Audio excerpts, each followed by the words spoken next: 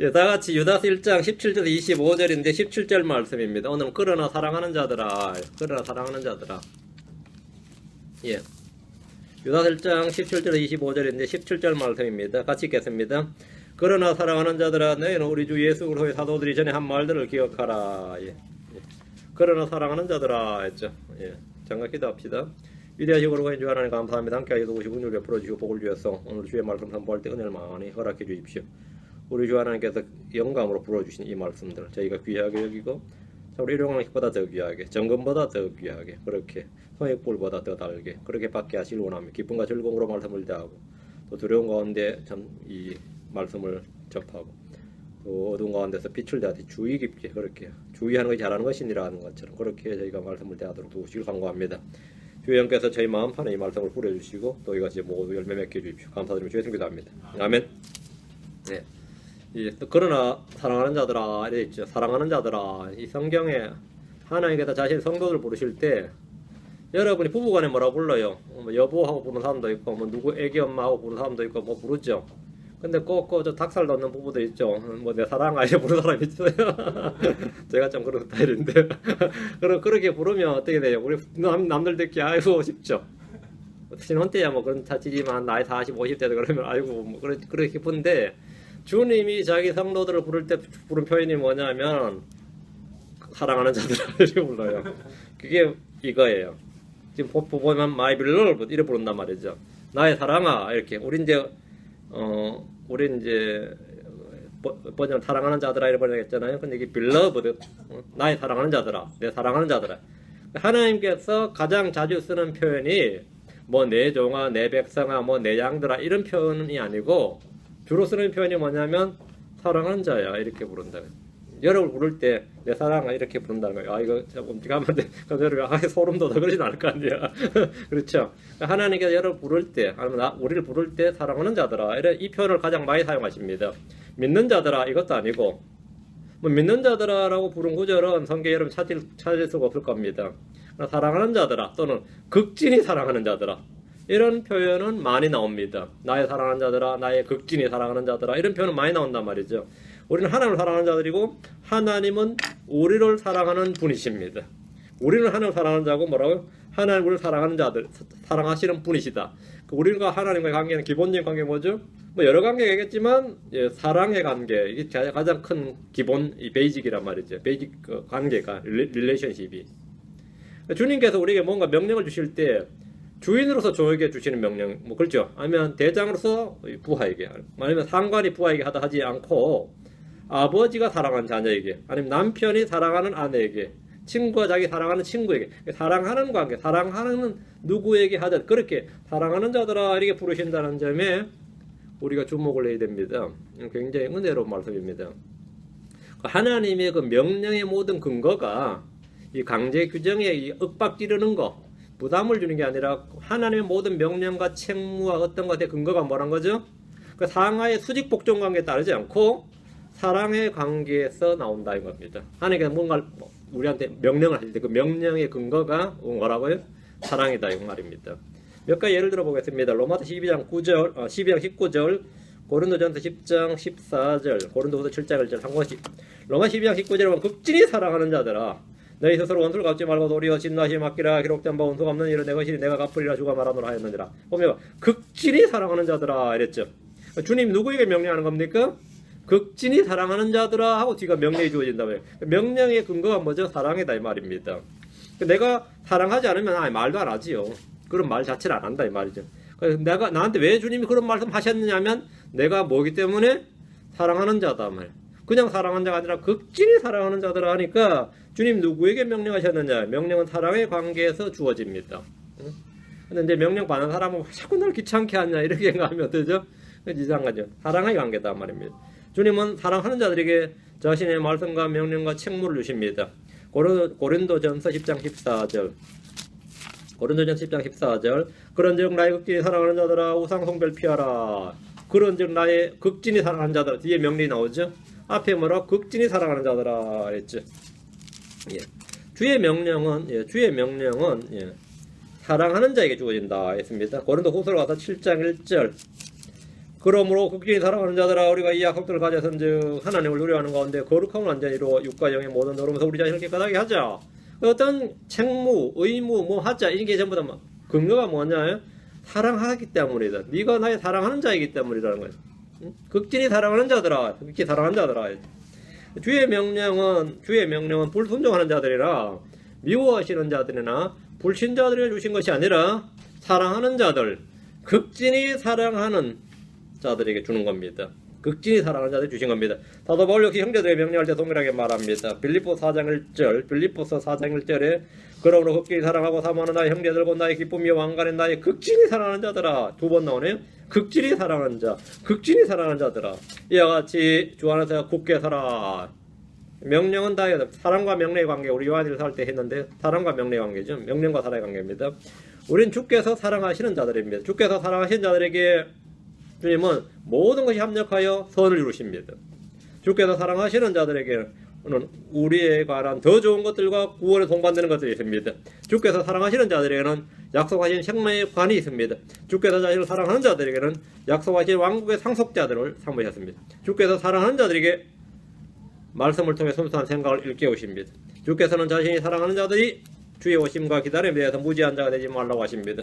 주께서 사랑하시는 자들은 주께서 다 책망하시고 징계하십니다. 주께서 사랑하시는 자들아, 주께서 자신이 사랑하는 자들이 주신 명령이 오늘 몇 가지 나오는데 주님께 받은 명령이 있고 지켜야 할 명령이 있다면 그는 주께서 사랑하시는 자입니다.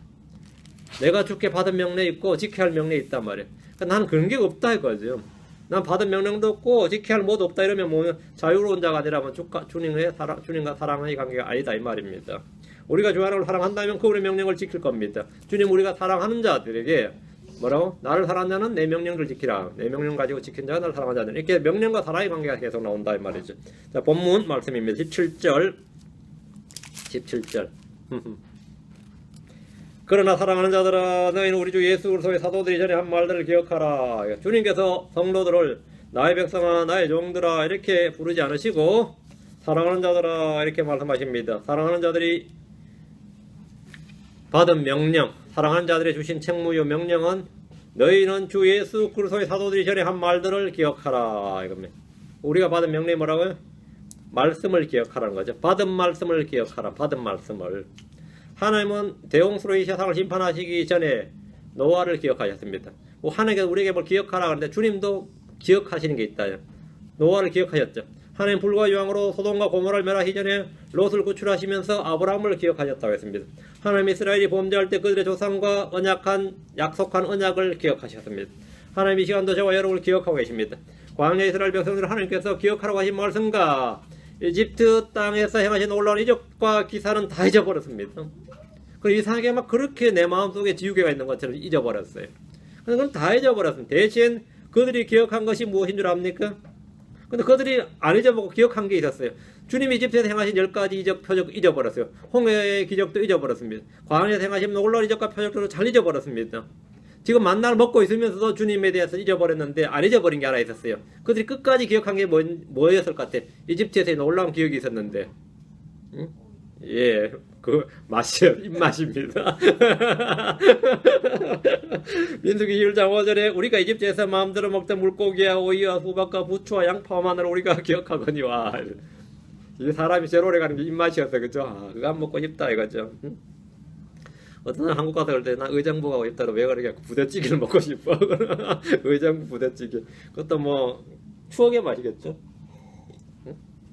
괜히 겨울 되면 군고구마 먹고 싶고 호떡 먹고 싶은 게 그게 뭐 맛이 있어서 먹고 싶은 게 아니에요. 기억의 인자에 그 추억이 남아 있는 거예요. 그럼 먹어보면서 그 맛이 안 나. 그런단 말이죠.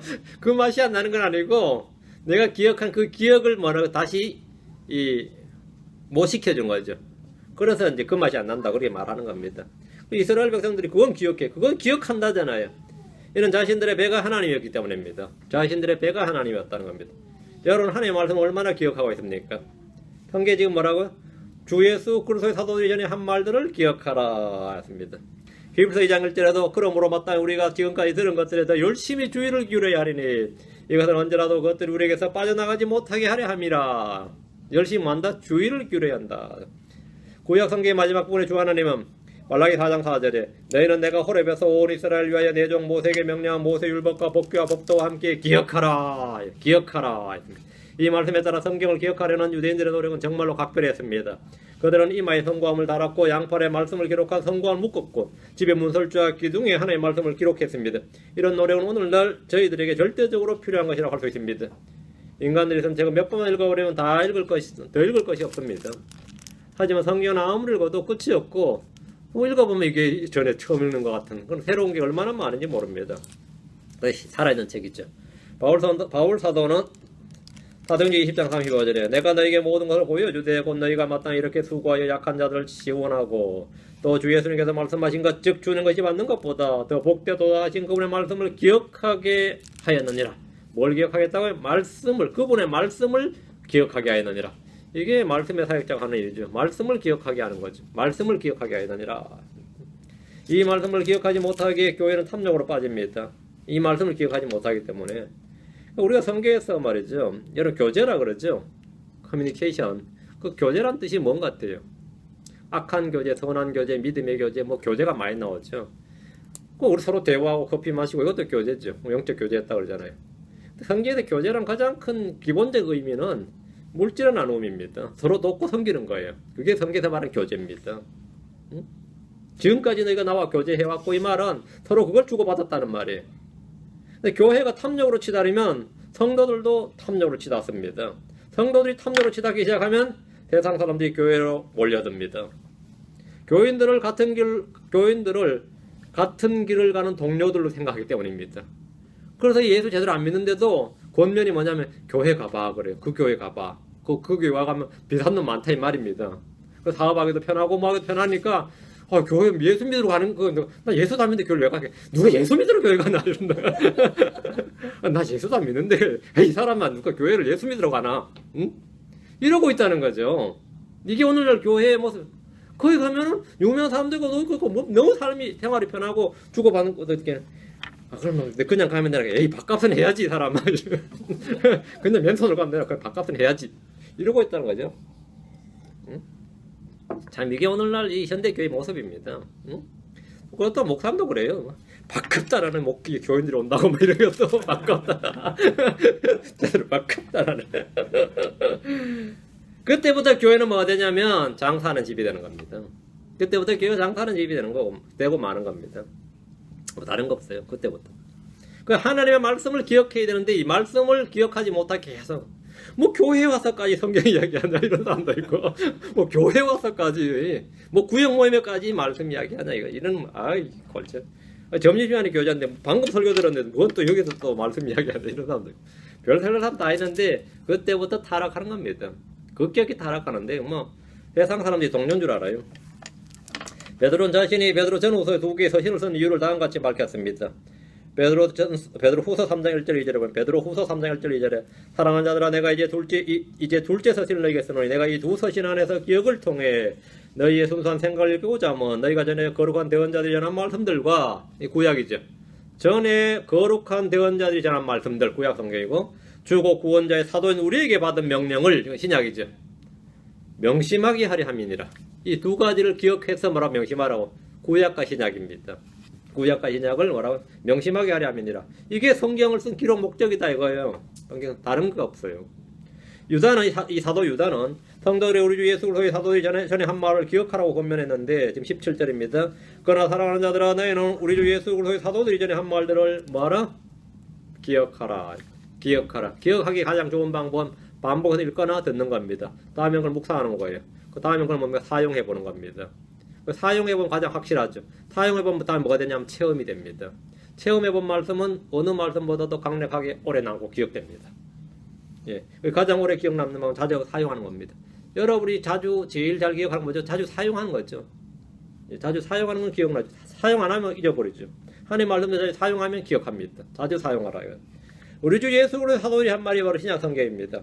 유다는 그중에서 특별히 18절 말씀을 기억하라고 하는 건데 18절 합니다. 다시 유다서로 옵니다. 18절 그들이 너희에게 마지막 때에는 자기들이 경건치 아니한 정욕대로 걷는 조롱하는 자도 있을 것을 일러주었는데 킹제임 성경은 how라는 단어가 나오는데 how that 이 나오죠. 그러니까 how가 지금 한글 성경에 다 빠져버렸는데요. 예, 전에 한 말들을 기억하라. 어떻게든지 어떻게 그들이 너에게 말했는지 이거거든요. How that they. 그들이 사도들이 전에 어떻게 너에게 말했는지를 기억하라 이 말이에요. how가 지금 이제 번역이 좀 어려웠는지 빼버렸네요. 그들이 너에게 전에 어떻게 그들이 너에게 마지막 때는 자기들이 경건치 않은 정욕대로 불경건한 정욕대로 걷는 조롱한 자들이 있을 것을 알려주었느니라. 뭐 이래야 됩니다. 이렇게 뒤에 마침표로 꽉 찍어봐야 됩니다. 일러주었는데가 아니고 예, 약간 번역이 조금 어색한데 의미가 알겠죠. 그 17절에 보면 기억하라. 어떻게 그들이 너에게 말해줬는지를 기억하라 하고 나서 그게 뭐냐면 마지막 때에 자기들이 경건치 않은 정욕대로 걷는 조롱한 자들이 있으리라 이랬다고. 이렇게 알려줬던 걸 기억하라고 됐죠. 우리는 이전 시간에 마지막 때에 하나님을 조롱하고 성경을 조롱한 자들에 대해서 자세히 살펴봤습니다. 높은 학문과 지위를 이용해서 성경대로 믿는 그리스도인들을 무식하다고 조롱해도 우리는 전혀 부끄러울 것이 없습니다. 성경을 던져버린 자들이 하는 이 일이란 자기 마음대로 하는 겁니다. 나는 주님을 믿기 때문에 나는 조롱한다 그러죠. 그래서 우리는 조롱을 받아도 부끄럽지 않다 이 말이에요. 나는 주님을 믿기 때문에 부끄럽지 않습니다. 난 주님이 예수가 부끄럽지 않아요. 난 예수가 부끄럽지 않다예요. 로마 10장 11절에 또 성경 기록이 이르기를 누구든지 그분을 믿는 자는 부끄러움을 당하지 아니하리라 하나 이랬죠. 우리 성경에 부끄러움을 당하지 아니하니라 이 부분은 전부 다 부끄러워하지 아니하느니라 이래야 됩니다. 부끄러워하지 아니하니라. be ashamed인데 이걸 아마 수동태로 생각한 것 같아요. ashamed은 형용사입니다. 그래서 수동태가 아닙니다. 그러니까 이제 이 성경 기록이 이르기를 누구든지 그분을 믿는 자는 그분을 부끄러워하지 아니하리라 이 말이에요. 그 부끄러움을 당치 아니하리냐면 말이 정반대가 되죠. 한글 성경 전부 다 그렇게 당하지 아니하리라 이렇게 다 개혁부터 다 그렇게 되어 있습니다. 주 예수님의 이름, 그분을 믿음으로 해서 당하는 수치나 모욕, 불이익에 대해서 우리는 조금도 그분을 부끄러워하지 않습니다. 부끄러워하지 아니하리라 해야 됩니다. 나는 하나님의 복음을 부끄러워하지 않습니다. 똑똑하다고 하는 많은 기독교인들이 하나님의 복음을 부끄러워하는 걸 봤습니다. 이제 어떤 사람이 이제 길거리에서 거리 설교를 하는데 한 명이 크게 잘 듣더라는 거예요. 차도 세워놓고 차를 약간 창문을 살짝 열어놓고 그래서 저분은 전에 좀 멀리서 있는데 저분한테 복음을 전해야겠다 해서 갈렸더니 아버지더라는 거예요. 근데 아버지가 그렇게 부끄러워하면서 자기 아들이 그 설교를 보면서 저놈의 자식 하면서 지금 언제까지 하나 두고 보자고 지금 잠을 살짝 내놓고 보는데 이 아들은 이제 한미 그래도 귀 기울여 듣는 분이구나 해가지고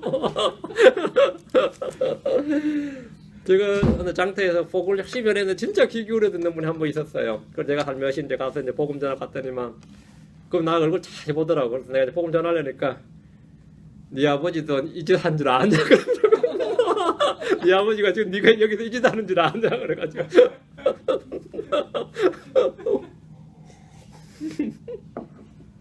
어떤 생각하세요? 그 똑똑하다고 많은 기독교인들이 주의 이름을 공개적으로 전하는 것을 내가 예수 믿는 걸 부끄러워한다 말이죠. 나 부끄럽지 않은데 부끄러워합니다. 예수께서 나의 죄로 인해 죽으셨다. 부활하셨다. 이런 사실을 믿기만 하면 된다는 사실이 너무 쉽고 단순하기 때문에 오히려 기독교의 신학이 낫다느니 저급하다니 이런 식으로 부끄러워하는 사람도 있습니다. 값없는 복음이라고 하면 안 된다는 거예요. 값비싼 복음이라고 그래야 된다. 이런 사람도 있어요. 값없는 복음이라고 하면 안 되고 값비싼 복음이라고 그래야 된다는 거예요. 어떤 신학자가 말하기를 현대 지성인의 수준에 걸맞는 기독교 신학이 다시 재정립돼야 된다. 이러고 있어요. 왜? 너무 믿으면 된다는 말이 너무 이게 쉽고 너무 싸구려처럼 느껴진다. 이게 그게 싸구려 복음 만들어놨다는 식으로 나는 네가 부끄럽다. 나 그 사람이 부끄러웠어요. 저런 놈이 신학자라고 이런. 난 복음이 부끄러운 게 아니라 난 그 사람이 왜 부끄러웠습니다. 지금 이 바울 사도가 하는 말이 뭐냐? 내가 그리스도의 복음을 부끄러워하지 아니하노니 내가 그리스도의 복음을 부끄러워하지 아니하노니 이는 그 복음이 있는 모든 자를 구원에 이르게 하는 하나님의 권능이기 때문이라 먼저는 유대인에게 또한 그리스도인에게로다. 복음을 부끄러워하지 않는다. 난 주의 말씀인 이 킹제임스 성경을 부끄러워하지 않습니다. 성경을 공부할 때 성경을 공격하고 욕하는 모든 사람들을 이 성경으로 격퇴할 수 있습니다. 어떤 형제가 제가 장로교 계열의 신학교의 전도를 간 적이 있어요. 책도 좀 팔게 하면서 이 책도 잔뜩 싣고 그랬는데 신학생들이니까 좀 관심이 있지 않을까 싶어서 신학교를 갔는데 신학생들한테 이제 구원받아서 네가 성경을 믿습니까? 이렇게 하니까 신학생들이 완전히 열받은 거예요. 완전히 그렇게 질문하니까 뭐 크게 화를 내서 논쟁이 붙은 적이 있는데 지금 나온 모든 성경은 사람들이 번역한 것인데 어떻게 오류가 없다고 하느냐, 번역에 오류가 없다는 게 말이 되냐, 뭐 이런 식이었던 것 같아요. 말이 된다. 말이 된다. 하나님이 친히 보존하시면 문제가 없습니다. 근데 그 정도로 하고 이제 논쟁을 이제 더 이상 나가면 안 되죠. 그 논쟁 그 정도에서 마쳐야 되는데 꼭 이제 논쟁이 좀 더 이상 나가면 이제 그때부터 논쟁이 아니라 뭐가 되냐면 좀 싸움이 되지. 당신이 그걸 못 믿는 거는 뭐 당신 탓도 있지만 사실은 당신 아버지 탓이다 그랬어요. 그러니까 뭔 소리냐 그래가지고 당신이 마귀에서 나서 그렇다고. 내가 당신 아버지를 아는데 그것이 아비 마귀에서 났다. 너희 아비는 마귀니라. 요한복음 8장 44절에 그런 말씀이 있다고 했더니 완전히 우리 아비는 나의 아비는 하나님이고 지 아비는 그거는 이제 사족이었던 거지. 그럼 어떻게 됐겠어요? 쫓겨났지 뭐. 디모데후서 2장 15절에 너는 진리의 말씀을 바르게 나누고 내 자신을 하나님께 인정받은 자로 부끄러울 것이 없는 일꾼으로 나타난 대로 연구하라. 우리는 뭐 해야 된다는 거죠? 공부해야 된다. 연구해야 된다. 나는 어떤 일에도 부끄러워하지 않습니다. 빌립보서 1장 20절에 나의 간절한 기대와 소망에 따라 내가 아무 일이든지 부끄러워하지 아니하고 항상 그러하듯이 지금도 온전히 담대하여 살는 일꾼지 내 몸에서 그리스도를 높이고자 하나니 부끄러워하지 아니하노. 내가 아무 일이든지 부끄러워하지 아니하노니. 왜? 나는 양심에 그래 끼지 않게. 그렇죠? 범법자나 불법자 되지 않고 하나님의 법에 거슬리지 않게 나는 행동한단 말이에요. 아무 일에도 부끄러워하지 아니하고 이렇게 살아야죠. 그리고 도리어 지금 18절 조롱하는 자들이 나왔죠. 조롱하는 자들. 예, 지금 조롱하는 자들이 있을 것을 알려줬는데 조롱하는 자들 당연히 있죠. 우리를 조롱하는 자들, 뭐 조롱하는 자들 정말 우리를 죽여야 된다는 사람도 많이 있습니다. 크리스천들 썰어버려야 된다, 없애버려야 된다 이렇게. 그런 자들을 도리어 부끄럽게 만들어야 된다 이거예요. 조롱한 자들을. 빌립보서 1장 28절에 어떤 일이었어도 너희의 대적들로 인해 무서워하지 아니한다는 것을 내가 들을 수 있으리라. 그것이 그들에게는 멸망의 명백한 정표요 너희에게는 구원의 정표는 그들 하나님께서 나느니라. 우리는 부끄러워하지 않을 뿐만 아니라 무서워하지 않는다. 무서워하지 아니한다. 무서워하지 아니한다. 19절입니다. 자, 유다서로 와서 1장 19절. 이들은 조롱하는 자들입니다. 자기를 분리시키는 자들이며 육체적 감각대로 살고 이래 됐죠. 말이 많이 길어졌네요. 센슈얼이란 다 한다는데 센슈얼이 이게 뭐냐면 관능적이며 이 말입니다. 아니면 정욕적이며 이렇게. 센슈얼 감각적이며 육체적 감각적이며 자기를 분리시키는 자들이며 관능적이며 성례 없는 자들이니라. 구원 못 받은 사람들이죠. 성례 없는 자들이니까 구원 못 받은 사람이죠. 구원 받은 사람 성례 있는 자들이니까. 이 말씀을 통해 볼 때 이들은 지역교회 내에 있을지 몰라도 거듭난 성도가 아닌 것은 분명합니다. 성도란 세상과 마귀와 죄와 악한 행위들 우상들로부터 자신을 분리해서 하나님께로 돌이키고 예수 그리스도께로 연합한 주와 합하여 한 영이 된 사람이 성도입니다. 근데 이들은 자신을 분리시켰다 그랬죠. 뭘로부터 분리시켰죠? 죄로부터 세상으로 분리시킨 게 아니라 진리로부터 자기가 분리된 겁니다. 하나님으로부터 분리된 사람들이에요. 본문에서 지금 유다가 말하는 이들은 반대로 교회를 세상 속으로 끌어들이기 위해서 하나님의 말씀과 하나님의 진리, 하나님으로부터 분리된 자들입니다. 그렇죠? 정반대, 같은 분리된 자인데 우리는 거룩으로 불리고 이 사람들은 거룩에서 불립니다. 우리는 거룩으로 불리고. 이해되죠? 예. 성경대로 믿는 근본주의 교회를 제외한 모든 교회는 배교에서 지금 세상 속으로 돌아갔습니다. 그 세상의 스탠다드 기준에 맞추자 교회가 그것이 오늘날 그래도 뭐 여자 목사도 세우고 이건 뭐 옛날부터 그랬고 그 왜 남녀 평등이란 보편적 가치에 맞추자. 동성애도 뭐죠? 우리는 어떤 차별에도 반대한다. 그럼 어떻게 되는 거죠? 그 칼라로 민족으로 언어로 사람을 차별한 게 죄이듯이 성적 취향으로 사람을 차별한 것은 죄다. 이게 뭐죠? 그 세큘 이퀄리티죠. 그 차별을 없애는 게 권이지 어떻게 차별을 하는 게 그냐. 근데 성경은 차별을 두라예요. 성경은 make a difference입니다. 차이를 두라죠. 그러니까 성경이 말한 것은 우리가 뭐 차별하라 이 말이 아니고 그 discrimination 그게 아니고 make a difference에 차이를 두라는 거예요. 그 남자와 여자는 차이를 둬야 됩니다. 어른과 아이는 차이를 둬야 정상이고 당연히 차이를 둬야 되는데 이 차이를 없애는 게 뭐냐면 그건 세상이에요. 하나님은 차이를 뒀어요. 뭐든지 옷에도 차이를 두고 뭐다 이 차이를 둬야 되는데 차이를 없애자 말이죠. 그 차이를 없애자 여기에 맞추어서 교회가 교회 강령도 바꾸고 교회 교리도 바꾸고 교회 헌법도 바꾸고 이런단 말이죠. 그래서 스스로 이 기독교의 근본 진리로부터 자신을 분리하는 겁니다. 자신을 분리하는 거죠. 그게 자기를 분리시키는 자들이며 다음에 뭐라고요? 센슈얼하다, 관능적이며 육체적 감각대로 살고 말이에요. 관능적이며 성리 없는 자들아. 그 여자 목사를 재우는 일이나 동성을 인정하고 낙태를 합법화하는 일 등은 모두 교회가 진리로부터 자신들을 분리했다는 증거고 관능적이고 성리 없는 자들이다. 이것을 스스로 입증하는 예입니다. 우리는 진리로 말미암아 세상으로부터 죄로부터 분리한 겁니다.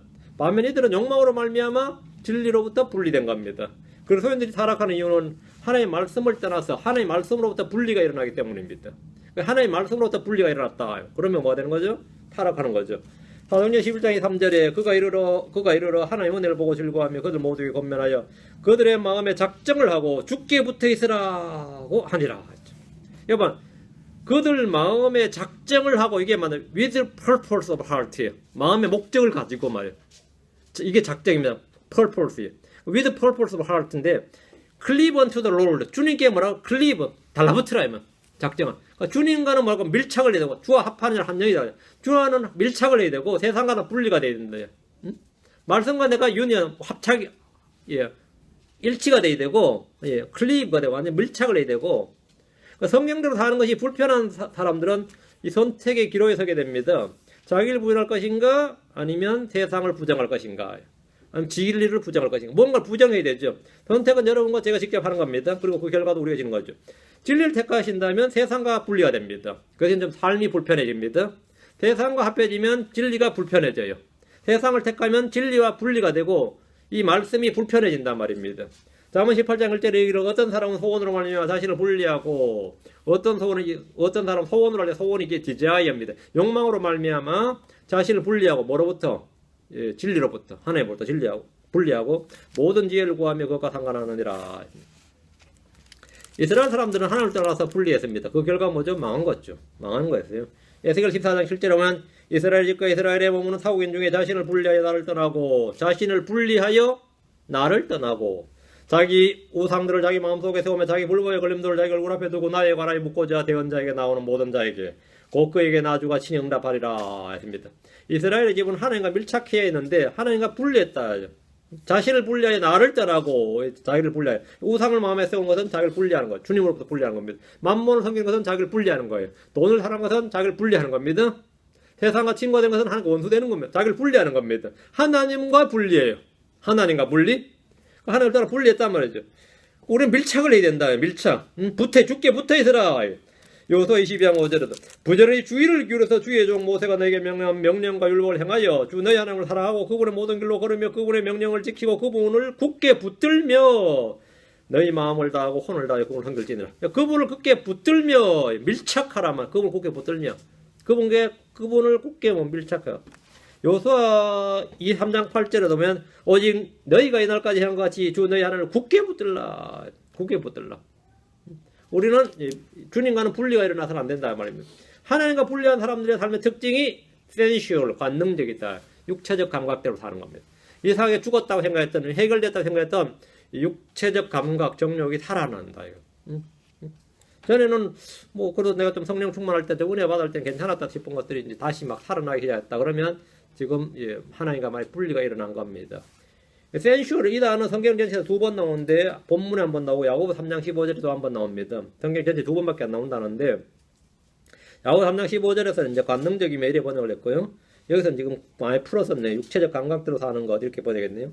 유다서에는 성령 없는 거듭나지 못한 사람들에게 사용한 반면에 야고보서에는 마귀와 연관지어서 사용을 했습니다. 이 센슈얼 이 단어는 세상 사람들이 문화라고 추구하는 모든 것의 키워드입니다. 세상에 여러분 드라마든 영화든 세상 문화, 이 컬처라고 하죠. 컬처의 그 키워드, 그 핵심을 관통하는 하나가 뭐냐면 이 센슈얼. 사람의 감각을 자극해야 돼. 그렇지 못한 건 전부 다 실패한 겁니다.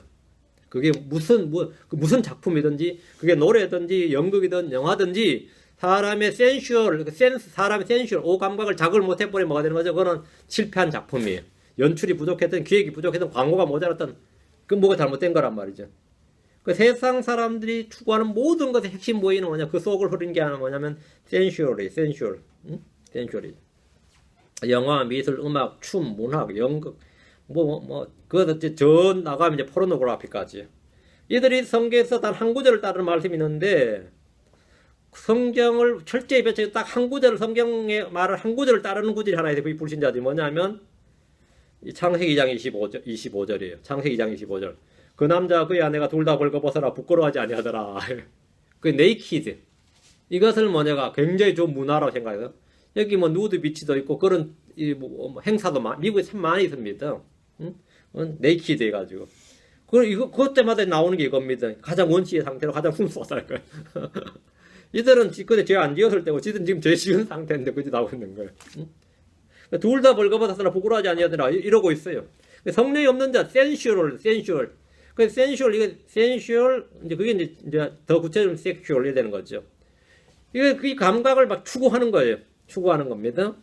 성령이 없는 자들이니라 했는데 이 말씀은 설명이 필요 없는 말씀입니다. 로마서 8장 9절에 나오죠. 그러나 너희 안에 하나님 영께서 거하시면 너희가 육신 안에 있지 아니하고 성령 안에 있나니 이제 어떤 사람이 그래서 영이 없으면 그분은 사람이 아니니라. 그래서 영이 없는 사람이. 그래서 영이 없는 사람. 20절입니다. 유다 1장의 10절. 그러나 사랑하는 자들아. 그 18절 19절은 사랑하는 자들이 아니었어요. 그죠? 18절 19절은 사랑하는 자들이 아니고 17절과 20절은 사랑하는 자들이죠. 17절 20절은 성도들에게 준 말씀이고 18절 19절은 경고의 말씀이죠.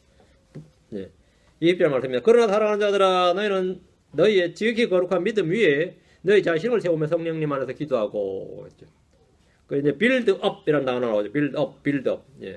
여기에 대해서 좀 설명을 하겠는데요. 이 사도행전 20장 32절을 한번 펴보시기 바랍니다. 너희 자신을 세우라죠. 어디에다가요? 거룩한 지극히 most holy faith 위에다 세우라는 거예요. 너희의 지극히 거룩한 믿음 위에 세우라 이랬는데 사도행전 20장 32절에 같이 언더라인 해놓으시고 연결을 좀 합시다. 사도행전 20장 32절. 이제 형제들아 내가 너희를 하나님과 그분의 은혜의 말씀에 맡겨놓으니 이 말씀이 이게 주어입니다. 여기다 밑줄 짝 치고 이 말씀 뭐죠? 그분의 은혜의 말씀이죠. 그분의 은혜의 말씀이 너희를 능히 든든히 세워 거룩히 구별된 모든 자들 가운데서 너희에게 상속력을 주리라. 너희를 능히 든든히 세워 build you up이죠. 이 말씀이 너희를 능히 든든히 세운다 이랬죠. 지금 이 유다서에 너희를 거룩한 믿음 위에 세우라 했잖아요. 거룩한 믿음 어디서 오죠? 하나님 말씀에서 오죠.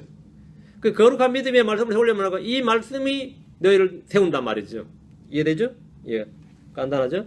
성도들은 이제 자신의 거룩한 믿음의 자신을 세워야 되는데 이는 성장을 명령한 겁니다. 성장을 명령하셨어요. 성장을 하지 못한 그리스도인들은 회개를 해야 되지 변명이나 핑계를 댈 수가 없습니다.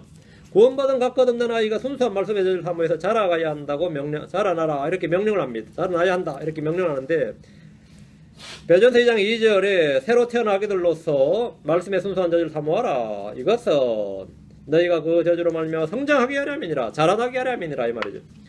또 베드로 3장 18절에 오직 은혜 안에서 자라고 오직 은혜 안에서 grow up 자라고 우리 주 구원자 예수를 아는 것에서 자라라. 그분께 영광 이제와 영원토록 있기를 원하노라. 아멘.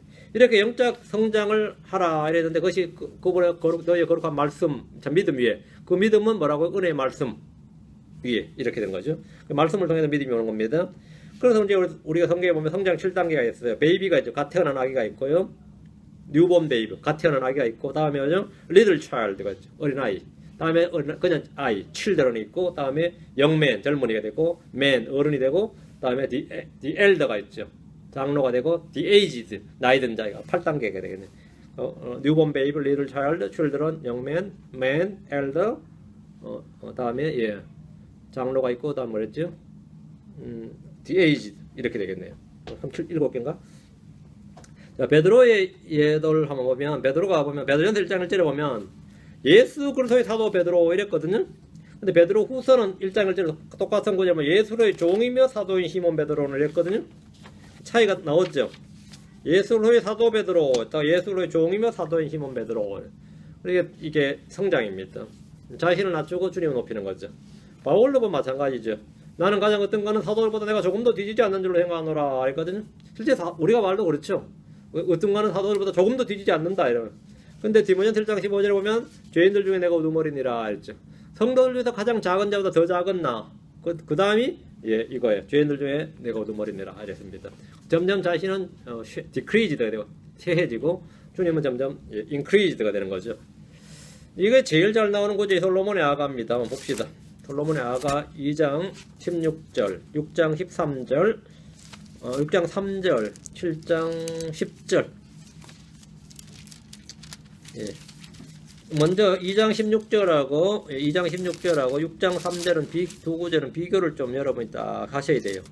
2장 16절 뒤에다 6장 3절하고 적어 놓으시고요. 2장 16절 읽어보면 어떻게 나오죠? 2장 16절 봅니다. 나의 사랑이 내 것이며 나는 그분의 것이라. 그분은 백합 가운데서 양떼를 먹이시는 도다. 이런 거죠. 다음에 6장 3절로 갑니다. 뒤로 넘겨서 비교해 봅시다. 나는 나의 사랑은 내 것이요 나의 사랑은 이는 내 것이라. 그분은 백합 가운데서 양떼를 먹이는다. 뒤는 같고요.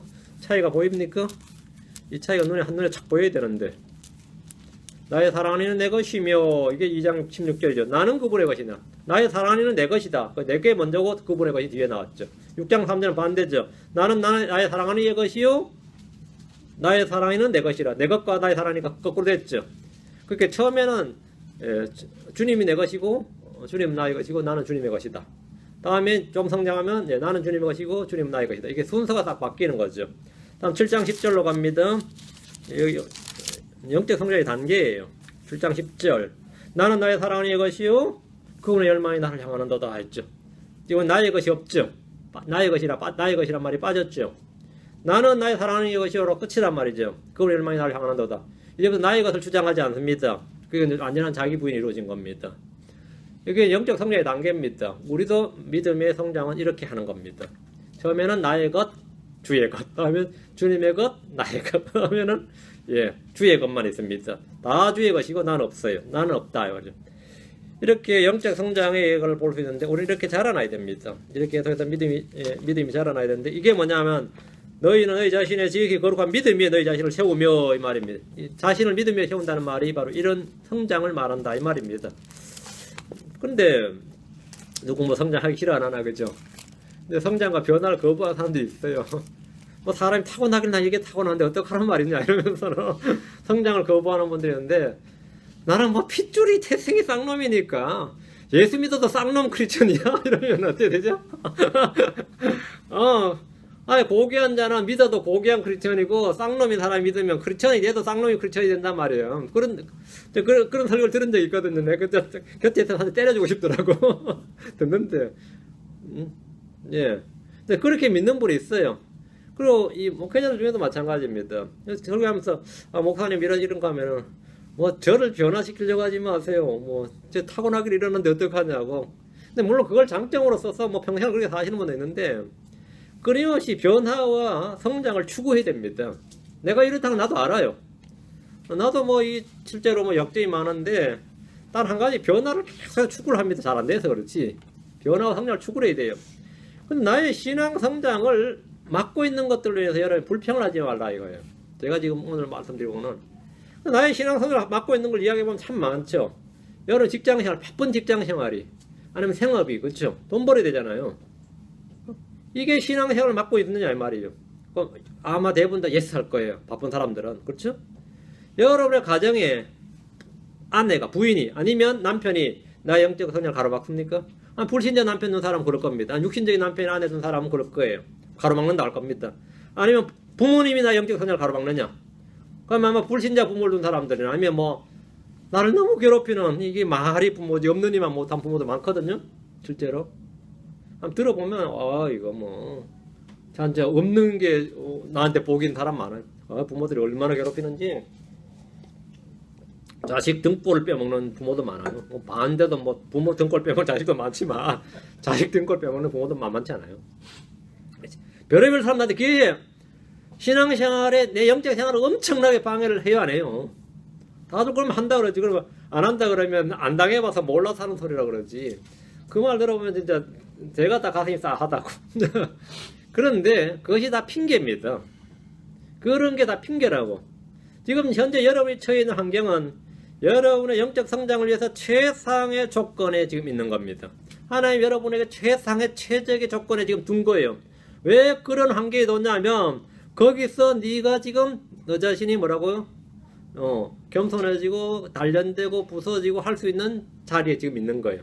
그게 나에게 갈고리가 딱 있다는 말은 나쁜 게 아니에요. 그것으로 말미암아 내가 성장하는 겁니다. 더 좋은 자리나 조건을 찾지 말라 이거예요. 현재 있는 그 자리가 제일 좋은 자리고 현재 있는 곳이 가장 좋은 곳입니다. 하나님께서 나를 옮기시지 않는 한 그 자리에서 떠나지 마십시오. 나의 믿음을 이해해주지 못하는 남편이나 아내가 나의 영적 성장을 방해하는 것이 아니라 나를 단련하고 성장시키는 촉진제들입니다. 이게 나의 촉진제. 생각을 해보십시오. 그런 환경들이 뭐라고요?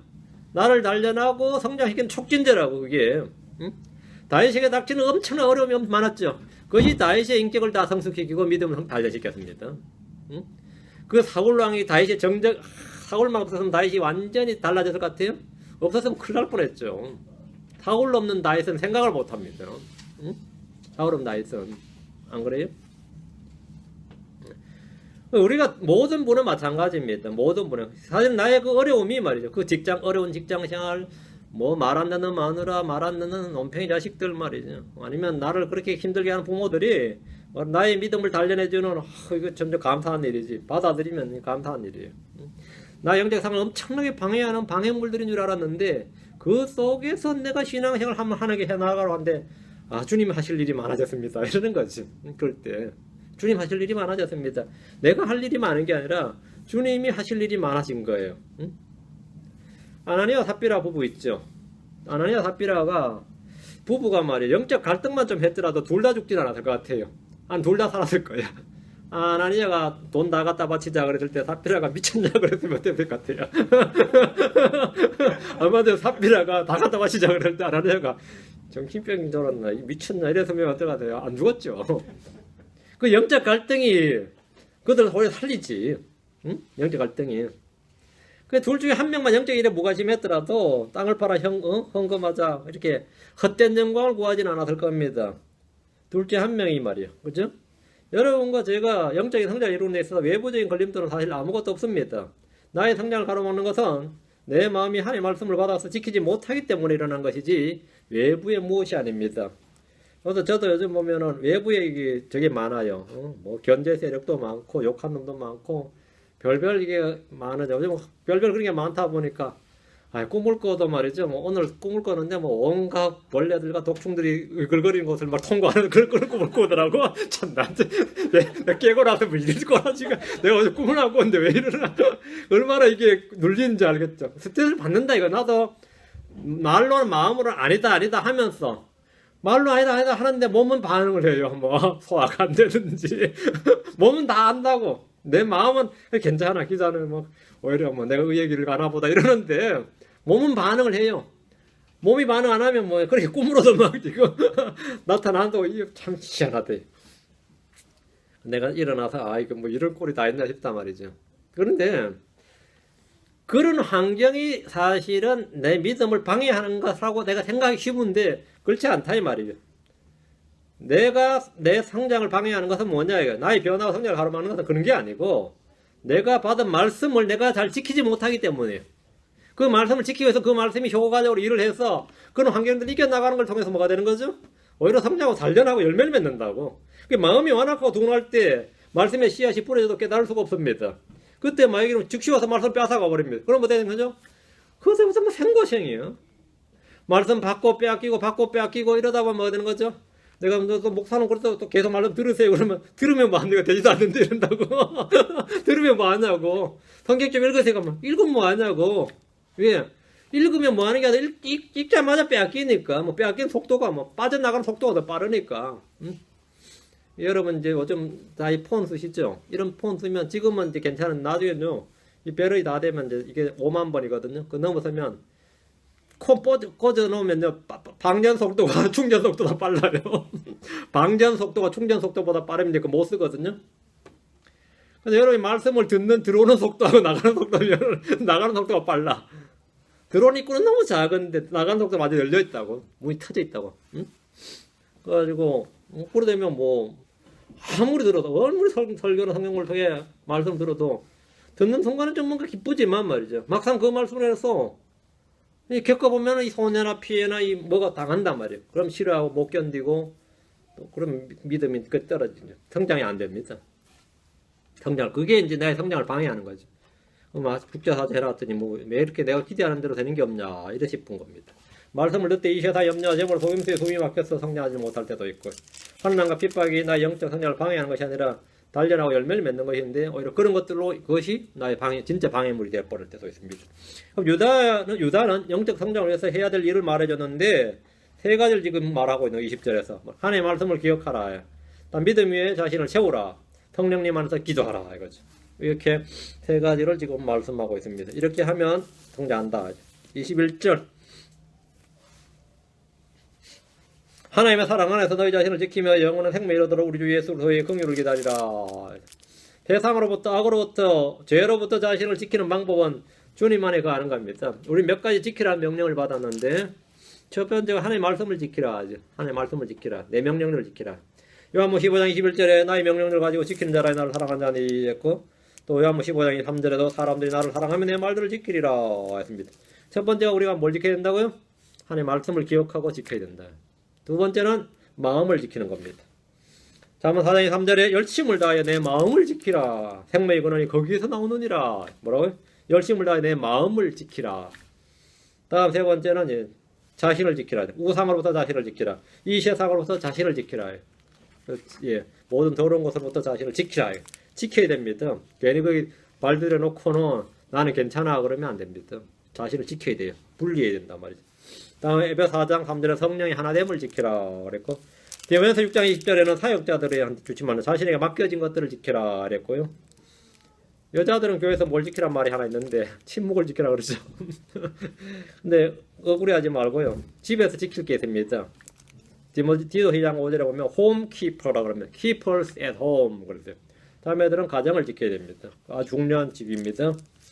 홈키퍼스예요. 그래서 아내의 직위가 뭐냐? 홈키퍼스입니다. 여러분이 집을 홈을 지키는 겁니다. 하우스키퍼가 아니고 하우스와이프가 아니고 홈키퍼예요.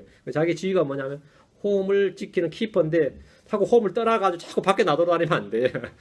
키퍼 나가 있으면 어떡해. 키퍼 자꾸 집에 있어야지. 여러분 집이 뭐냐? 홈키퍼인데 지금 이 시대가 남편들 너무 자꾸 킵하지 말라고 하는데 또 나가라 그러지. 나 돈 벌어라 그러지. 집은 내가 지킬게. 가정을 지키려면 자매같이 홈을 지켜야 됩니다. 잘 지켜야 돼요. 얘라 한다 뭐 열받는다 떠나버리면 안 돼요. 골키퍼가 골대를 딱 지키고 있었듯이 홈키퍼는 홈을 잘 지키고 있어야 됩니다. 홈키퍼 홈을 떠나면 되느냐? 안 되죠. 있을 수 없는 일이죠. 자, 다시 21절 영원한 생명에 이르도록 우리 주 예수 그리스도의 긍휼을 기다리라. 주님께서 주신 영원한 생명이 우리 몸으로 드러날 때까지, 주님 우리 속에 영생을 주셨죠. 영원한 생명을 주셨는데 그것이 우리 몸으로 드러날 때까지, 그날까지, 언제 부활이죠. 그날까지 우리는 주 예수의 긍휼이 필요합니다. 에가서 3장 25절, 예레미야 에가 3장 25, 26절에 주께서 자신을 기다린 자들과 자신의 혼을 찾는 자에게 선하시도다. 사람이 주의 구원을 바라고 잠잠히 기다림이 좋도다. 기다림이 좋도다. 주의 구원을 바라고 잠잠히 기다림이 좋도다 했습니다. 우린 주의 오심을 기다리고 그분의 도우심을 기다리고 그분의 긍휼을 기다립니다. 22절 차이를 두어 어떤 사람들은 불쌍히 여기고 있는데 한국말로 약간 이해가 어려운 면이 좀 있습니다. 여기 약간 요걸 킹제임스 성경을 보면 직역을 제가 해드릴게요. And of some have compassion, making a difference 되어 있죠. 몇몇에 대해서는 동정심을 가지되 콤마 치고 차이를 두도록 하라 이 말입니다. 몇몇에 대해서는 동정심을 가지되 차이를 두도록 하라 이 말입니다. 앞뒤 문맥을 잘 짚어서 이제 이 구절을 이해하면 됩니다. 이 구절에서 어떤 사람들과 이 3절의 어떤 이들은 동일한 부류의 사람들입니다. 우리는 나와 동일한 믿음을 가지고 있지 않거나 같은 길을 걷지 않는다 해서 다 원수처럼 대할 수는 없습니다. 믿음이 약해서 그렇지, 또 잘못 배워서 그렇지, 아니면 악해서 그렇지, 이렇게 판단을 할 수 있는데 연민이 필요한 사람이 있죠. 동정심이 필요한 사람에게는 인내로 대해야 되고, 그렇지 못한 사람에게는 그에 알맞게 대해주면 되는데 한마디로 다 거절을 하든지, 그죠? 저 사람 약해서 그렇지 몰라서 그렇지 않은 사람 어떻게 되죠? 인내로 기다려줘야 되고 계속해서 컴패션을 해야죠. 근데 저놈은 나를 덤벼 쓰려고 하는데 그걸 어떻게 돼요? 상대를 하면 안 됐죠. 그거는 메이킹은 뭐라고? 디퍼런스란 말이죠. 똑같은 무지고 똑같은 공격에도 그는 차이를 둬야 된다고요. 그 어떤 사람에 대해서는 뭘 줘야 되죠? 컴패션을 해야 되고, 이 사람이 꼭 똑같이 욕을 해도 이 사람한테는 컴패션을 해야 되고 이 사람한테는 뭐 해야 된다고요? 반대로 리젝트를 해야 될 때가 있다. 그걸 우리가 판단해야 돼요. 그걸 못하고 나는 크리스천이니까 나 똑같이 되는 건 말이 안 되는 거죠. 이 구절 정확히 이해되죠? 예, 정확히 이해됩니다. 차이를 두고 어떤 사람들은 불쌍하기라 이러면 한국말 좀 잘 안 알아듣는 것 같아요. 예. 믿음이 약해서 그렇다. 그러면 어쩌죠? 그런 컴패션을 가져야 되죠. 인내로 기다려야 되고. 또 잘못 뼈서를 다 그러면 오를 바로 잡아주려고 그러고 그것도 인내를 가져야 되고 또 가져야 됩니다. 그런데 악하게 이제 나를 대적하고 이러면 되죠. 한두 번 타이로 내에 거절하라 이래야 된단 말이죠. 차이를 두라고요. 차이를 둬야 됩니다. 저도 당연히 차이를 둡니다. 어떤 사람들은 제가 굉장히 저걸 하거든요. 어떤 사람은 그보다 더 악한데도 좀 잘 대해주는 사람이 있고, 남들 볼 때는 어떻게 저렇게 차별을 두나 싶은데 making a difference입니다. making a difference. 교회도 마찬가지예요. 형제들한테도 제가 어떤 형제들한테는 기대 수준이라는 게 있어가지고 한데 말을 해도 그래요. 좀 험하게 할 때가 있는데 되게 차별한다고 생각할 수가 있어요. 목사가 되게 차별한다고 생각하는데 차별이 아니고 making a difference예요. 엄청 영적인 사람 갖고 와가지고 하는데 교회도 잘 안 나오고 하면 내가 어떻게 했어요? 안 되겠네 싶다고. 저 사람 안 되겠네 싶고 반면 영 아닌데 그 사람도 참 잘 안 나온 거 똑같아요. 왜 더 잘 빠져도 뭐죠? 그 사람한테 뭐라고 하죠? 절대 그런 말 안 하죠. 오히려 뭡니까? 어제 힘들지요. 이런 나와주는 것보다 고맙습니다. 이런 게 있죠. 어떻게 생각하세요? 이 사람 분기별로 한번 나오는데 아이고 참 고생하신다고 이러고 또 나와서 고맙다가 있고 맨날 나와서 한 번 빠졌는데 이거 틀려 먹었네 이런 사람이 있다고. 어떻게 생각해요? 잘 나오는데 어쩌다 한 번 빠졌는데 말이에요. 안 되겠다 그 사람은. 신실한 줄 알았더니 영 아니다. 이런 사람이 있단 말이에요. 그러면 어때죠? 성경 토론 같은 할 때 마찬가지예요. 아까 소리에도 이 사람은 웃고 지나가는 사람이 있고 이 사람은 뭐 이게 아직도 이 모양이야 이런 사람 있지. 뭐야 이거 아직도 이 모양이야. 그럼 이제 듣는 쪽에 나뉘어갈 때 뭐죠? 엄청 차별하는 것 같죠. 그게 making a difference입니다. 그러니까 여러분 잘 이해하셔야 되지. 제가 차별하는 게 아니에요. 차이를 두는 거지. 차별이 아니고 차이를 두는 거예요. 여러분 여기 대부분이 킹제임 성경 저저저 하면 제가 별로 묶고 넘기거든요. 진짜 그 소리 해도 내가 별로 없어요. 근데 좀 이제 배우고 한 사람이 그런 말 하면 제가 이 배교자고 뭐 이런 소리가 막 이 미친 막 이런 말이 저절로 그냥 확 나오거든요. 어디 미친 소리 하고 이런 막 그냥 그런 말이 그냥 본능적으로 탁 튀어나와요. 응? 대먹다는 소리 하고 있는데 이러거든요. 근데 여러분 그보다 훨씬 더 심한 소리에서 아유 그렇게 생각하세요. 이렇게 말하. 그게 뭐냐면 making a difference입니다. 그렇게 하세요. 예, 그렇게 하시고 다음 예, 23절입니다. 또 다른 사람들은 불에서 끄집어내어 두려움을 가지고 구원하되 육체로 더러워진 옷조차 미워하라. 어떤 이들은 불에서 끄집어내고 두렵게 해서 구원한 역사적 예가 있는데 그게 롯이죠. 롯이 소돔에서 당한 영의 고통을 여러분 생각하시면 됩니다.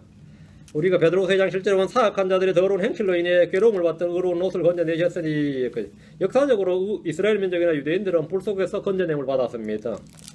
우리가 스가랴 3장 2절 아모스 4장 11절에 오면 이스라엘이 불에서 그슬린 조각이라고 그랬어요. 스가랴 3장 2절에 오면 주께서 사탄에게 이르되 오 사탄아 주께서 너를 책망하시기 원하노라. 곧 예루살렘을 택하신 주께서 너를 책망하시기 원하노라. 이것은 불 속에서 잡아챈 그슬린 나무 조각이 아니냐 하시더라. 불 속에서 잡아낸 그슬린 나무 조각이 이스라엘입니다. 불에서 구원한 거죠. 다음 아모스 4장 11절에 하나님이 소돔과 고모라를 무너뜨린 것 같이 내가 너희 중에 얼마를 무너뜨렸으므로 너희가 불타는 데서 빼낸 나무 조각 같이 되었노라. 그럼에도 너희가 내게로 돌아오지 아니하였느니라. 너희가 불타는 데서 빼내서 이렇게 구원했단 말이에요. 불타는 데서 빼낸 나무 조각. 불타는 떨기나무와 같이 이스라엘은 불 속에서도 소멸되지는 않았습니다. 이집트에서는 이집트가 뭐죠? 쇠용광로라고 그랬어요. 그 쇠용광로 속에서는 어떻게 된 거죠? 녹아버려야 되는데 이스라엘은 녹지 않았습니다. 그들은 거기서 녹아버린 것이 아니라 불 속에서 나왔습니다. 몇천 년 동안 그들은 그런 시련과 고난의 불길 속에서도 그슬린 나무 조각처럼 소멸되지는 않았습니다. 다 타서 소멸되지는 않았다 이 말입니다. 대환란의 이 세상이 온 세상이 불 속에 있는 시기입니다. 그런데 다 불타서 없어지느냐? 그렇지는 않죠. 불에서 끄집어내어 이 말은 교리적으로 문자적으로 적용을 하면 대환란에서 그대로 적용이 됩니다. 우리 주님께서 내가 땅에 불을 보내러 왔노니 불이 이미 붙었으면 내가 무엇을 원하리요 했죠. 불을 보내러 왔노니 이게 뭐냐? 대환란이에요. 야곱의 대환란이에요. 불을 보내러 왔는데 초림 때 주님께서 땅에 불을 보냈냐? 그건 아닙니다. 또 이런 구조 가지고 성령의 불을 보냈다는 이러면 안 돼요. 주님께서 땅에 불을 보내러 왔다잖아요. 그 불이 이미 붙었으면 어때죠? 소멸됐겠죠. 안 붙었죠. 왜? 구원하러 왔으니까. 땅에 불을 보내러 왔다. 주님께서 검을 보내러 왔다. 불을 보내러 왔다. 이건 대환란에 관한 말씀이었거든요. 이 불은 대환란 때 보내져서 이 땅에 불이 붙는데 짐승과 거짓된 언자는 온 세상을 속이며 택함받은 백성들마저도 속이려고 할 겁니다. 마태복음 24장 24절에 거짓 그리스도들과 거짓된 언자들이 일어나 큰 표적들과 이적들을 보여 할 수만 있으면 바로 그 선택받은 자들을 속이리라 했습니다. 이들을 구원하는 방법은 뭐죠? 불 속에서 끄집어내는 거예요. 불 속에서 끄집어내는데 함께 도망을 쳐야 돼요. 광야로 도망치든 산으로 도망치든지 함께 도망을 쳐서 7년 대환란이 끝날 때까지 견뎌야 돼. 아니면 끝까지 견디는데 도망을 못 쳤으면 죽는 수도 있고 짐승의 표를 안 받아야죠. 짐승 형상에 경배하지 않고 짐승의 표를 받지 않아야 됩니다. 그렇게 끝까지 견딘데 그것이 뭐냐면 불 속에서 끄집어내어 두려움을 가지고 구원하되 뭐로부터요? 예, 멸망으로부터 구원하는 겁니다. 요 말이에요. 요걸 지금 신약교회 우리한테는 좀 그 교리적 적용이 잘 안 되는 거죠. 또 다른 사람들은 불에서 끄집어내어 두려움을 가지고 구원하되 이랬는데 지금 이 시대에 우리는 누군가를 구원하려면 어떻게 하죠? 복음을 전하는 방법밖에 없습니다. 그렇죠? 현재 우리가 누굴 구원하는 방법은 복음을 전하는 방법밖에 없어요. 복음 전파와 구원에는 우리가 동원가나 모든 선을 다 쓸 수 있습니다. 그 유대인들에게 유다이즘이라고 그러죠. 헤브라이즘, 유다이즘은 성경적으로 볼 때는 분명히 이단입니다. 신약교회적 교리로는 유대인들만 뭐 구원, 뭐 유대인들만 이런 거. 그들의 율법주의는 은혜의 복을 무시하는 것이고 예수로 십자가와 보혈 그걸 모독하는 겁니다. 하지만 바울 사도는 이들을 구원하기 위해서 온갖 노력을 다했습니다. 동족 유대인을 구원하기 위해서. 로마서 11장 14절에 보면 그들의 주신 하나님의 대답이 뭐라 말하느냐 내가 나를 위하여 바알의 형상에 무릎 꿇지 아니한 사람 7,000명 남겨두었노라 하나니. 바울은 성육신의 원리를 몸소 실천을 했는데 고린전서 9장 22절에 약한 자들의 내가 약한 자같이 된 것은 약한 자들을 얻고자 하며 내가 모든 사람에게 모든 것이 된 것은 어찌하든지 몇 사람이라도 구원하고자 함이라. 모든 사람에게 모든 것이 되었다 이 말이죠. 이게 성육신의 원리란 말이죠. 우리는 이렇게 해서 구원하고, 왜 그렇게 했냐? 몇 사람이라도 구원하고자 함이라. 몇 사람 구원하고자. 구원하기 위해서 우리는 모든 수단을 동원한다 이 말이죠. 다음 다시요. 23절에 육체로 더러워진 옷조차 미워하라 했죠. 구약에서 유대인들은 문둥병에 걸린 사람들 다룰 때 굉장히 조심을 했습니다. 왜? 그게 육체로 더러워진 옷이거든요. 문둥병자 옷은 태워야 됩니다. 태워야 돼요. 그들이 입었던 옷을 부정한 것을 여기서 다 불살랐습니다. 옷에 병균이 묻어있기 때문입니다. 문둥병자가 입었던, 내가 이거 설교할 때 누가 자꾸 원래 문둥병자는 하지 말라던데, 나 환자, 예, 뭐 흰센병, 좀 말은, 예. 나 환자가 입었던 옷은 무슨 옷이라도 다 더러울 수밖에 없습니다. 그러니까 육체로 더러워진 옷이란 말은, 여기 육체로 더러워진 옷이란 말은, 한 가지는 사람을 더럽히는 게 몸에서 나온 걸로 할거는 여자가 유출, 다음에 피를 흘린 거죠. 무제한 피를 흘리는 그 피가 옷에 묻는 거예요. 다음에 음행입니다. 그게 이 육체로 더러워진 옷이고요. 지금 여기서 본문은 또 아까 나 환자처럼 이렇게 그것도 육체로 더러워진 옷인데, 여기서 이 본문 63절에서 육체로 더러워진 옷이란 것은 뭐냐면 짐승의 표를 받은 사람들, 그의 형상에 경배한 자들의 몸이, 잘 들으셔야 됩니다, 헐게 됩니다. 내가 여기에 이마나 짐승 하면 이 이마에 아니면 손목에 손에 짐승의 표를 받으면 그건 표시만 있다, 이게 문신 하나 있다, 이게 아니에요. 여러분 잘 보셔야 됩니다. 근데 이 나환자들의 옷이 부정한 것처럼 말이죠. 이 짐승의 표나 형상에 경배한 자들의 옷은 부정하게 돼요. 왜 부정하게 되느냐가, 왜 부정하냐 그러면 옷이 그 저가품이라서 그런 게 아니고, 계시록 16장 2절 11절 보세요. 계시록 16장 2절 11절 이 말씀을 잘 보셔야 됩니다. 첫째 천사가 가서 자기 병을 땅에 쏟아부으며 짐승의 표를 가진 사람들과 그 형상에 경배한 자들에게 뭐가 난다? 악취가 나며 몹시 아픈 헌대가 생기더라. 그러니까 몸에서 악취가 나면서 뭐가 된 거죠? 헌대가 생겼어요. 그럼 그 옷이 어떻게 되는 거죠? 더러워진 옷이 되는 거죠. 그러니까 육체로 더러워진 옷이 되는 겁니다. 이게 이해되시죠? 11절 또 자기 아픔과 헌대로 인하여 하늘의 하나님을 모독하고 자기 행실을 회개하지 않더라. 아픔과 헌대로 인하여 그 몸이 허는 거예요. 몸이 헐어요. 자, 내가 여기다가 이 표를 받으면 여기가 막 헐어. 그래서 유출이 생기면서 다시 사람 긁게 되고 만지게 됐죠. 그리고 또 악취가 생긴단 말이에요. 그래서 몸에 이 옷이 완전히 악취로 더럽혀지고 냄새나고 이 헌대로 인해서 더럽혀져요. 그래서 육체로 더러워진 옷마저 뭐라고요? 예, 미워하라. 이렇게. 그럼 유다서 말씀이 정확하게 이해가 되죠? 몸에 헌 곳에서 악취가 나고 그들이 입은 옷이 더러워진단 말이죠. 그 옷을 미워하라고요. 그렇게 되지 않도록 말하고요. 불 속에서 끄집어내 구원하라고요. 이게 지금 본문 말씀이에요. 그리고 이제 이 대환란 때는 예, 어떻게 하든지 한 명이라도 표를 받지 않도록 이제 뭐 그렇게 해야 된다 이 말입니다. 경사에 경배하지 않도록 도망을 치든지 그렇게 해야 되는데 오늘날 이 교회에서 자꾸 이제 지금은 복음 믿음 구원 받습니다. 예수 복음 믿음 구원 받는데 뭐 오바마 케어 하면서 막 많이 보셨죠? 처음에는 바코드였거든요. 그게 계속 이제 변화돼가지고 이제 요즘은 뭐 또 생체 칩이다 뭐 해가지고 계속 하는데 이 적그리스도의 표지입니다. 적그리스도의 표가 어쨌든 간에 뭐 몸에 심는지 뭐 한지 모르겠지만 어쨌든 그때는 짐승 형상에 경배하는 자들에게는 이 표가 주어지고 경배 안 하면 표를 안 줘요. 표는 그 당시에는 표는 특권입니다. 시민권과 같은 거예요. 나는 경배 안 하면 경배 안 하는 표 없다는 말은 경배 안 하는 사람이네 이 말입니다. 그러면 나는 어렵니 배급 없어. 너 경제 활동 못해 이 말 이거거든요. 거기 사람들은 처단 대상이 되는 거죠. 그런 것이지 뭐 남 모르게 은밀하게 싹 다 표 밖에 놓고 따서 갖다 리모트 컨트롤로 막 조절하는 거 있죠. 그게 지금 이제 요즘 주장하는 바거든요. 그거 아니에요. 이거는 마치 침례가 예수 이름으로 침례를 받는 사람들 예수를 믿었다는 그 증표인 것처럼 그 침례를 받죠. 그게 증언이란 말. 그와 같이 이 표는 짐승의 형상에 경배하는 적그리스도의 교도라는 표시입니다. 그런 뜻입니다. 그렇게 그런 자들이 주는 표가 이 짐승의 표예요. 그래서 나는 짐승의 교도가 됐다 이런 뜻입니다. 오늘날 그 성경을 잘 모르는 잘 알지 못하는 분들이 이 주장들을 들어보면 진짜 내가 성경도 하나님도 알지 못하는 거로 이게 너무 많아요. 잘못하고 있던 도다 이런데 또 그분들 입장에서는 뭐 내가 뭐 성경 모르는 거겠지만 24절입니다. 이제 능히 너를 보호하사 넘어지지 아니하게 하시고 넘치는 기쁨으로 자신의 영광이 있는 곳 앞에 흠없이 너희를 제시하는 분 이랬죠. 이제 능히 너희를 보호하사 그랬죠. 성도들은 뭐죠? 보호가 되는 거죠. 성도들은 그런 거 없어요. 능히 보호한다고 넘어지지 아니하게 하시고 주님께 누가 보호하죠? 주님이 보호하죠. 넘어지지 않게 누가 하죠?